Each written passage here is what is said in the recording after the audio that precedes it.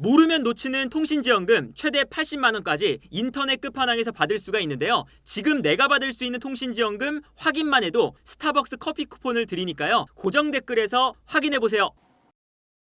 김민재 선수가 지난 주말 도르트문트전에 치명적인 미스를 하고 나서 여러 이야기가 나오고 있는데, 스카이 스포츠에서 어떤 이제 보도가 나왔냐면 바이에른 뮌헨이 김민재를 판매할 수도 있다, 김민재가 여름에 이적을 할 수도 있는 대상자다 라고 이야기를 했어요. 이게 공신력이 없는 이야기가 아니라 플라텐버그, 그러니까 바이에른 뮌헨 소식을 가장 많이 다루고 바이에른 뮌헨 소식에 공신력이 높은 플라텐버그 기자가 보도한 이야기입니다. 요약하자면 김민재는 바이에른 뮌헨에서 더 이상 납포세일, 그러니까 판매가 불가한 선수는 아닙니다. 구단이 김민재를 매각을 할 수도 있고 만약에 적절한 제안을 받을 가능성도 열려있다. 그리고 만약에 이 김민재가 떠난다면 그 금액을 그대로 재투자할 거고, 다음 시즌 같은 경우는 김민재가 만약에 판매가 안 되면 김민재, 우파메카노, 이토 히로키, 다이어, 스타니시치 5명의 수비수로 또다시 다음 시즌을 치룰 예정이다 라는 거예요. 그러니까 이게 이제 자칫 잘못 보면 바이에른 뮌헨이 김민재를 방출 명단에 올렸다 이렇게도 이제 볼 수가 있는데, 실질적으로는 플라텐버그가 얘기한 게 현재 김민재가 판매 대상이 아니라 바이에른 뮌헨이 만약에 제안이 들어온다면 들어볼 생각이 있다. 하지만 김민재의 판매는 내부에서 추진되고 있는 상황은 아니다 라는 거예요.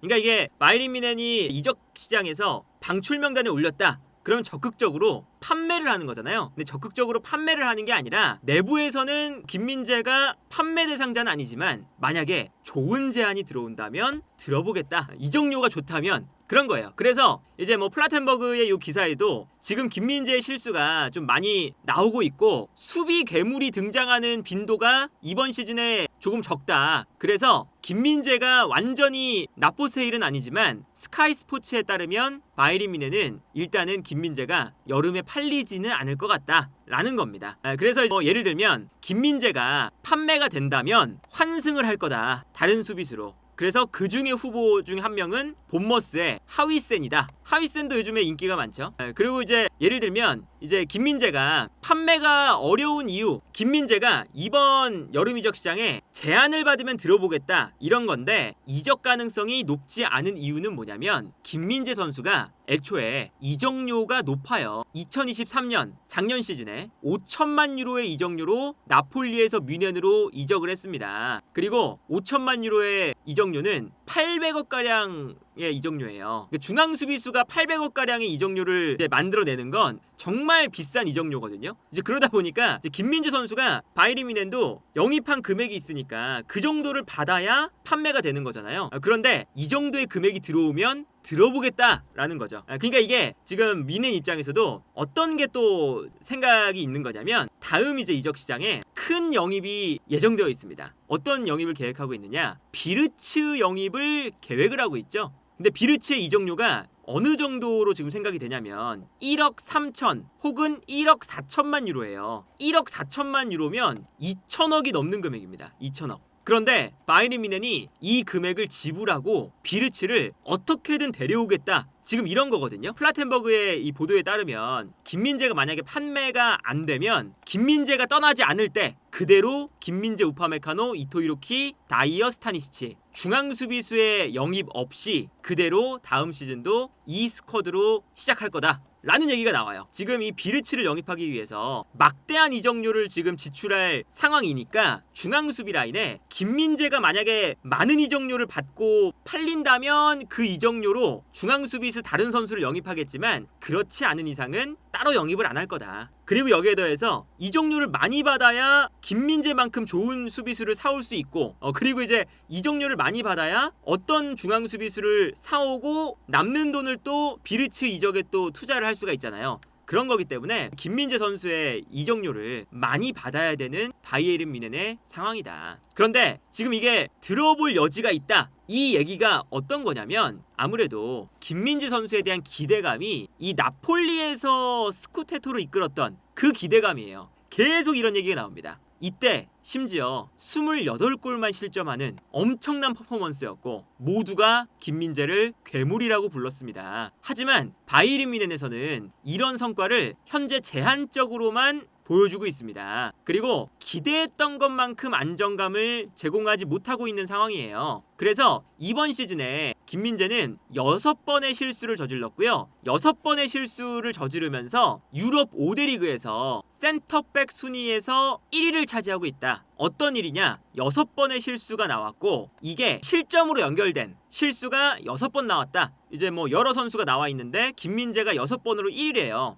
근데 이게 왜 이런 형태가 나오냐라는 걸 생각을 해봐야겠죠. 그러니까 이게 다른 선수들 보면요. 기본적으로 공격적인 팀, 엄청나게 달려드는 팀은 아니에요. 이 바이에른 뮌헨의 수비 형태 자체가 아주 공격적이고 하이리스크를 동반한 전술인 거죠. 그렇기 때문에 달려나갔을 때 실수가 나오면 그게 실점으로 연결될 가능성이 매우 큰 전술인 거거든요. 그래서 그런 걸 생각하면 이 6번이 그냥 6번 실수해서 김민재가 지금 뭐 최악의 선수다. 팀 내에서 아무런 역할도 못한다. 이렇게 보기에는 문제가 있다. 왜 그러냐면 바이에른 뮌헨 자체가 지금 리그에서 실점이 29실점이에요. 29경기에서 29실점. 최소 실점 팀이거든요. 그리고 김민재가 안 나왔을 때의 바이에른 뮌헨의 성적을 생각을 해보면 호펜하임전에 안 나왔었고요. 휴식을 취했었고 25라운드 보훔전 안 나왔고 베를린전 우니온 베를린전 안 나왔거든요. 리그에서 1승 1무 1패입니다. 승률이 급격하게 떨어져요. 김민재가 안 나왔을 때. 이게 왜 이런 현상이 나타나냐? 달려드는 수비를 하다 보니까 실수가 나오면 실점으로 연결되는 빈도가 높고 그런데 그렇게 공격적으로 달려드는 수비를 했을 때 거기서 이제 막아줄 수 있는 선수가 있느냐 없느냐 이게 제일 중요하기 때문에 이제 뭐 보험전은 퇴장을 감안해야 되는 것이 아니냐 그 퇴장도 공격적인 수비를 하다 나왔습니다. 거기서 공격적인 수비 라인에서 흔들리니까 팔리냐의 태클이 나오는 거고 거기서 이제 문제가 생긴 거였어요. 이제 그런 걸 생각을 하면 일단 김민재가 있을 때는 훨씬 더 안정적인 수비가 공격적인 수비를 하면서도 되기 때문에 기본적인 바이에른 뮌헨의 전술 형태를 같이 고려를 해야 된다. 그래서 최근에 이제 그 도르트문트전에 또 실수가 나오기 전에는 김민재가 부상을 안고 뛰는데도 모든 선수가 부상당한 상태에서 이렇게까지 실수를 안 하고 좋은 수비를 유지해 준다는 게 바이에른 뮌헨에게 정말 큰 힘이다 이랬는데 또 이제 그 도르트문트전에 그 실수가 나오니까 아 역시 김민재가 실수가 많아 이런 거거든요. 김민재 선수의 기본적인 성향도 좋을 때는 정말 고점이 높고 만약에 실수가 나오면 공격적인 수비를 하다 보니까 실수가 더 티가 나는 요런 이제 스타일이기도 해요. 그러다 보니까 좀 눈에 띄는 면도 있죠. 기본적으로. 그러다 보니까 이제 어떤 얘기가 나오냐면 지난 도르트문트전도 실수가 나온 다음에 경기가 끝나고 에베르리 비판을 했어요. 어떤 얘기냐면 실수가 나왔습니다. 김민재가 상대를 놓쳤습니다. 라고 약간 공개적으로 이제 이야기를 했어요. 단장이. 그런데 그때까지 김민재가 사실은 기라시를 정말 완벽하게 막았던 날이었습니다. 라는 걸 덧붙입니다. 막스 에베를도. 이게 김민재 선수가 잘하다가 한번 삐끗했다는 거예요. 그리고 이렇게 잘 막는 것 자체가 김민재가 있고 없고가 차이가 많이 난다는 걸 에베를 단장도 알고 있거든요. 그래서 마테우스도 저번에 어떤 얘기를 했냐면 마테우스가 독서를 많이 하잖아요. 김민재가 실수를 했지만 인터밀란 원정을 갔을 때 김민재를 빼야 되냐? 말도 안 된다. 김민재가 도르트문트전에 실패를 했다고 해서 수비 라인을 바꾼다는 것은 구단 전체에게 매우 좋지 않은 일이다. 김민재는 그 전까지 자신의 역량을 충분히 보여주고 있는 선수다. 가끔 실수를 하긴 하지만 김민재는 기본적으로 평소에 본인의 역량을 충분히 보여주는 선수고 일단은 우파메카노가 지금 없는 상황에서 김민재까지 빠지면 중앙 수비 라인이 흔들릴 수밖에 없다. 그렇기 때문에 인터밀란전에 무조건 나와야 되는 선수다. 라고 이야기를 했어요. 그런 걸 생각을 하면 마테우스라던가 에베를 단장이라던가 이런 사람들도 김민재 선수의 치명적인 실수를 보고도 김민재가 현재 바이에른 뮌헨의 핵심적인 수비수다 라는 것에는 변함이 없다. 그리고 이제 김민재 선수가 치명적인 실수가 나오기 전에 정말 이 기라시를 너무 잘 맞긴 했어요. 그러니까 김민재 선수가 있고 없고가 어떤 차이가 있냐면 기라시가 볼을 컨트롤을 하는 위치 자체가 달라집니다. 김민재가 있을 때는 기라시가 볼 터치 자체가 박스 안으로 한 번도 못 들어왔습니다. 박스 안으로. 하프라인에서 요 즈음에서 볼을 받았고 심지어 하프라인 밑으로 내려가서 볼을 받았었죠. 그리고 이렇게 볼을 받은 위치가 터치를 했을 때 김민재에게 밀려서 김민재에게 뺏기거나 아니면 백패스를 하는 이런 플레이가 대부분이었어요. 그런데 김민재가 나가고 김민재가 나간 다음에 기라시의 볼터치 맵입니다. 다르죠? 김민재가 나가자마자 기라시가 하프라인 위쪽에서 볼터치가 놀랍게도 엄청 많아지고요. 박스 안에서의 볼터치도 많아져요. 이런 걸 보면 김민재가 있을 때랑 없을 때가 엄청난 차이가 있는 거예요. 앞쪽에서 상대 공격수를 눌러줄 수 있느냐 눌러줄 수 없느냐 이거거든요. 예를 들면 도르트문트가 공격을 전개하는데 공격을 심지어 미드필더 라인에서 전개하고 있는데 바이에른 뮌헨의 수비 라인은 극단적으로 올라와 있어요. 그러니까 도르트문트가 아주 밑에서 플레이를 한다면 바이에른 뮌헨의 수비 라인이 이렇게 하프라인에 있어도 이해가 가는데 도르트문트가 여기까지 볼을 끌고 올라왔는데도 바이에른 뮌헨의 수비 라인은 올라와 있는 거죠. 하프라인까지. 이 앞쪽에서 끊어버린다는 게 콤파니 감독의 전술이잖아요. 그래서 여기서도 기라시가 하프라인 아래쪽으로 살짝 내려옵니다. 볼을 받아주려고. 그런데 어떤 모습이 나오냐? 김민재가 과감하게 달려들어서 기라시에게 가는 볼을 방해를 해요. 그리고 여기서 기라시가 김민재에게 밀려서 결국에는 볼을 뺏깁니다. 이런 수비를 사실은 김민재가 전문적으로 하는 선수거든요. 그래서 김민재가 필요한 거고 콤파니 감독의 전술에서 김민재가 없으면 이게 안 돼요. 그리고 보통은 김민재와 우파메카노를 두었을 때도 김민재가 더 공격적인 수비, 약간 우파메카노가 뒤쪽을 커버하는 이런 형태가 많거든요. 조금 더 우파메카노가 안정적인 수비를 하고 김민재가 공격적이고 좀 리스크를 동반한 수비를 많이 하잖아요. 그런 걸 생각하면 이 김민재가 있을 때 앞쪽에서 공격을 하는 바이에른 뮌헨의 공격이 이루어질 수가 있다. 이 장면도 기라시가 앞쪽에 서 있는데 정말 높은 위치까지 김민재가 올라와 있죠. 그리고 기라시에게 패스가 넘어가는데 이때 김민재가 패스의 길을 예측하고 기라시가 뛰어들어갈 때 김민재는 앞쪽으로 끊어납니다. 달려나가요.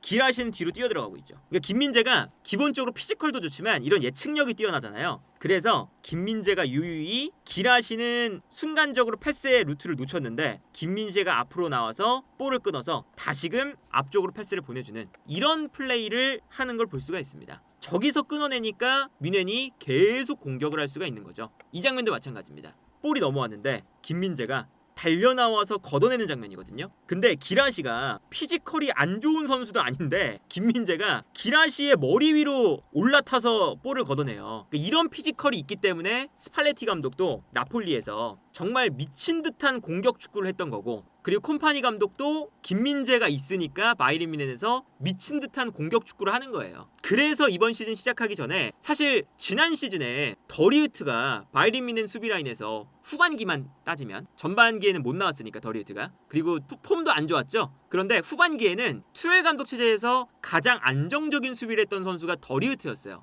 그런데 콤파니 감독이 더리우트를 떠나보내고 김민재 우파메카노를 남겼거든요. 김민재 우파메카노 자체가 지난 시즌에 후반기를 보면 백업 수비수였잖아요. 더리우트랑 다이어가 주전 수비수였고, 근데 김민재랑 우파메카노를 남기고 이번 시즌을 시작한 건 이런 공격적인 축구를 하기 위해서인 거죠. 그러니까 리스크가 많이 발생을 해요. 어쩔 수 없이. 그래서 어떤 장면까지 나왔냐면 지난 도르트문트전에 기라시가 계속 김민재한테 시달리니까 마지막에는 뒤에서 김민재가 달려오는 걸 너무 과도하게 의식을 해요. 김민재의 피지컬이 너무 좋으니까. 그래서 김민재가 달라붙기 전에 볼 처리를 해야 되니까 어설프게 볼 처리를 합니다. 볼을 받기도 전에 이제 터치를 해버려서 터치가 미스가 나서 아예 경기장 바깥으로 나가는 이런 장면까지 나왔어요. 기라시가 계속 부딪히니까 김민재한테 안 되겠다라는 판단이 선 거였죠. 그런 것 때문에, 이런 장면들 때문에 에베를 단장도 경기가 끝나고 나서 김민재가 실수가 나왔지만 기라시를 정말 완벽하게 막아내면서 훌륭한 경기를 펼치고 있었다, 이런 얘기를 또 한 거죠. 그래서 이제 이런 것들을 보면 다음 시즌에 뭐 콤파니 감독이 경질이 되지 않는 이상 김민재의 필요성은 다음 시즌에도 있을 수밖에 없고요. 그리고 여기서 이제 김민재가 하프라인을 넘어서서 김민재가 있는데 상대가 역습으로 올라오고 있습니다. 그리고 김민재 뒷공간으로 뛰어가고 있어요. 그러면 보통 수비가 그냥 뒤로만 물러나잖아요. 근데 여기서 김민재가 뒤로 물러나는 걸 보고 드리블을 하면서 올라오거든요, 볼을 가진 선수가. 근데 이때 김민재가 이 타이밍을 보다가 볼을 끌고 달려나오니까 뒤로 돌아뛰는 선수가 있음에도 불구하고 타이밍을 잡아서 순간적으로 튀어나옵니다. 그래서 이 앞 공간에서 볼을 끊어버리죠. 그러다 보니까 상대 선수들이 달려나오고 있을 때 김민재가 끊어버리니까 역동작에 걸려서 공격도 더 위협적인 공격이 가능해요. 이런 걸 생각을 하면 이제 김민재가 바이에른 뮌헨에게 가져다주는 면이 너무나 많은 선수다. 하지만 김민재가 실수한 면은 분명히 있어요. 지난 경기에. 그러니까 이거는 김민재 선수가 체력적으로 좀 많이 떨어져 있고 그리고 부상을 달고 뛰고 있기 때문에 이게 집중력이 순간적으로 흐트러지는 장면이 최근에 나오거든요. 이거는 사실 김민재 선수의 치명적인 미스죠. 뒤에서 바이어가 뛰어들어갈 때 심지어 김민재가 요 전 장면에 보면 뒤를 보고 있어요. 뒤에 이제 선수가 있는 것을 알고 있으니까 본인도 선수를 인지하고 계속 위치를 봅니다. 근데 여기서 크로스가 올라올 때 김민재가 안 뛰어들어가죠. 약간 멈춰요. 플레이를 멈추니까 바이어가 김민재 앞으로 뜁니다. 이게 아마 김민재 선수가 이 바이어가 있다는 것을 알고 있는데 우루비 골키퍼가 나올 것을 좀 생각을 했던 것 같긴 해요. 하지만 우루비 골키퍼가 나온다고 해도 스크린을 걸어줘야 됐었는 장면이죠.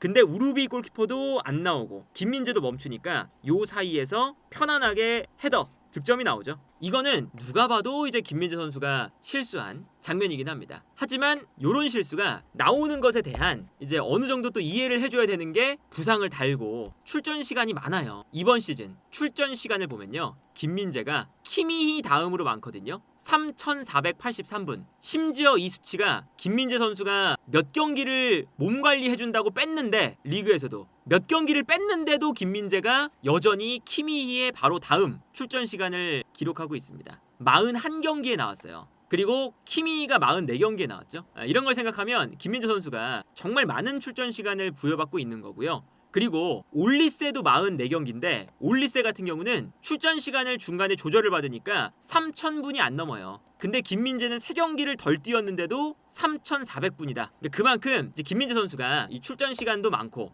부상을 달고 있는데도 출전 시간이 많은 거잖아요. 김민재 선수를 지금 실수가 나올 때 뭐 김민재가 나가야 된다 이런 얘기가 나올 게 아니라 김민재 선수에 대한 어느 정도 부상 상황 그리고 체력적으로도 힘든 상황에서 어쩔 수 없이 나오게 되는 이런 것들을 감안을 해야 된다. 그렇기 때문에 바이에른 뮌헨도 그것을 알고 있으니까 김민재를 판매를 한다, 방출 명단에 올렸다 이런 게 아니라 바이에른 뮌헨 내부에서도 판매를 추진하고 있지는 않습니다. 하지만 제안이 들어온다면, 그리고 그 제안은 투자한 금액, 영입 이적료였던 5천만 유로의 이적료, 이런 엄청난 금액이 들어올 때에는 김민재의 방출을 생각을 할 수도 있다 이런 얘기입니다. 그렇기 때문에 김민재의 입지에는 큰 문제가 없는 상황이다. 바이에른 뮌헨은 문제가 수비 쪽보다 공격 쪽이 더 심해요, 실질적으로. 그러다 보니까 지금 바이에른 뮌헨 소식은 거의 다 저 수비 라인이 아니라 공격 라인입니다. 사네가